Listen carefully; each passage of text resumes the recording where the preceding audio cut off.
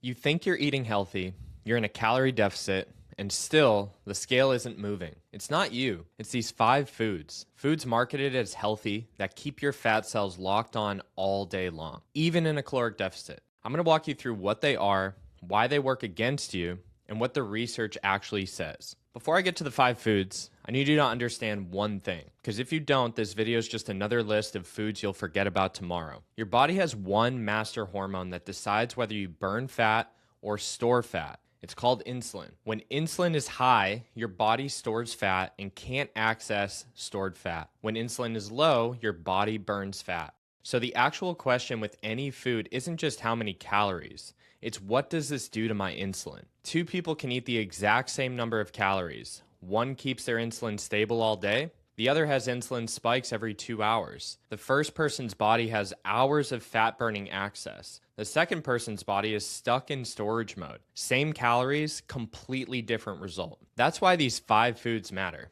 Every one of them keeps insulin elevated in ways most people don't realize. In quick context, I'm not a doctor. I'm a functional nutrition coach who's spent years working on body composition for myself and for my clients. I ate my way out of 24 pounds of fat without tracking a single calorie because I stopped eating these foods, not because I ate less of them. That's the shift this video is all about. So number 1, ultra-processed snacks marketed as healthy. Protein bars, granola bars, boxed cereal, even the ones with organic and whole grain on the label. Here's why. In 2019, the NIH ran a randomized controlled trial with 20 adults controlled inpatient setting. Same calories on the plate, same protein, same carbs, same fiber, same sugar.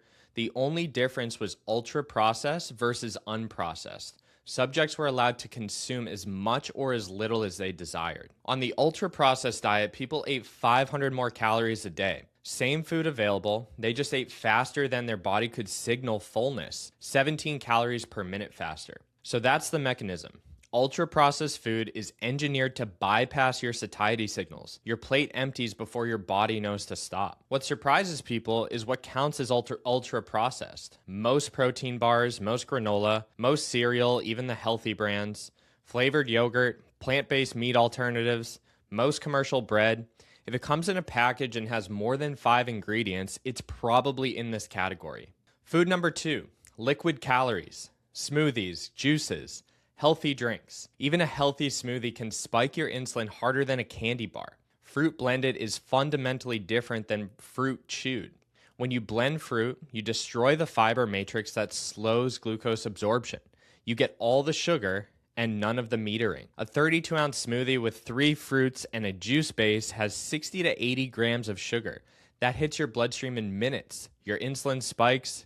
Your body opens up the fat storage window for the next 2 to 3 hours. This isn't blanket bad. Whole fruit is fine. Green smoothies with low sugar ingredients are fine. The problem is the high sugar fruit smoothies marketed as health food. Food number 3, seed oils. Corn, soybean, canola, sunflower, safflower. These oils dominate the processed food supply. They're in almost every restaurant meal, every packaged food, most salad dressings, and most sauces. The problem is that they drive inflammation in ways that impair insulin signaling over time. High linoleic acid content produces oxidative stress, mitochondrial dysfunction, and eventually insulin resistance. The whole seed oil debate is highly contested. However, the evidence for chronic high-dose consumption driving inflammation is clear. The evidence for occasional use being catastrophic is a little bit weaker. So here's my take. Reduce, don't obsess over eliminating. Cook with butter, ghee, olive oil, avocado oil. Skip fried restaurant food, and that gets you 80% of the benefit. Food number 4, flavored yogurt and kefir. Flavored yogurt sits in the health section. It has probiotics, it has protein. It also has 20 to 30 grams of sugar in a single cup, sometimes more sugar than ice cream. That sugar hits your bloodstream fast. Insulin spikes, fat storage window opens. Whatever benefit the probiotics might have given you is undone by the metabolic disruption. So here's a simple swap. Unsweetened Greek yogurt, add your own fruit, add your own honey if you want it. You keep the protein, you keep the probiotics, and you control the sugar. Food number 5, whole wheat bread, brown rice, whole grain pasta. The whole grain label makes you think you're eating fiber. Most commercial whole wheat bread is finely milled. The fiber matrix is destroyed, and it hits your blood sugar almost like white bread. Glycemic index of whole wheat bread, 74. White bread, 75. So it's basically identical. The same insulin spike, same fat storage signal. The label is doing marketing work, not metabolic work. Intact whole grains are a bit different.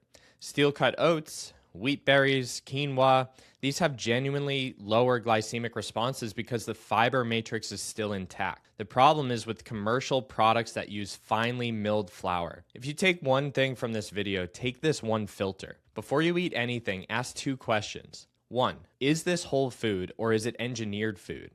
And 2, is this going to spike my insulin fast or feed me slowly? Whole food, slow insulin, that's your body's fuel. Engineered food, fast insulin, that's what keeps your fat cells locked on. Fat storage isn't just about calories. It's about what your food does to your insulin. Change what you eat and you change what your body does with it, often without eating less. If you want to start asking better questions about your own body and finally get to the root of your own chronic health issues, make sure to subscribe. We're on a mission to help 1 million people get off symptom managing medication and finally heal the root cause. Click subscribe so you don't miss the next one. And if you're looking for support, potentially working with our functional practice, click the link in the description to schedule a free consultation. Gut first, everything else follows.